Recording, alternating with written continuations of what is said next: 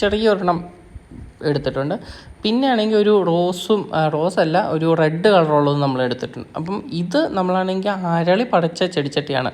അപ്പം ഇതിന് നമ്മളാണെങ്കിൽ എന്തെങ്കിലും വയ്ക്കണ്ടേ, അല്ലെങ്കിൽ ഇത് ചുമ്മാ ഇരിക്കുമല്ലേ.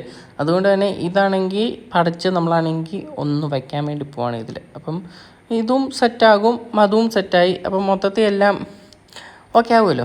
അതുകൊണ്ടാണെങ്കിൽ നമ്മളാണെങ്കിൽ ഇതും കാര്യങ്ങളൊക്കെ പറിച്ച് ഇവിടെ നട്ടിട്ടുണ്ട്.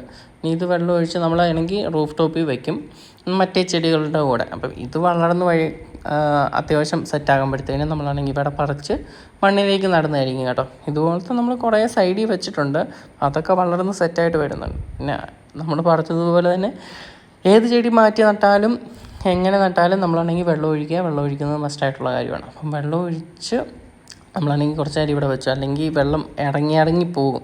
കുറച്ച് നേരം അത് വച്ചിട്ട് നമ്മളാണെങ്കിൽ പൊക്കത്തേക്ക് കയറ്റുക, അല്ലെങ്കിൽ പോകുന്ന വഴിക്ക് ഫുള്ള് വെള്ളവും.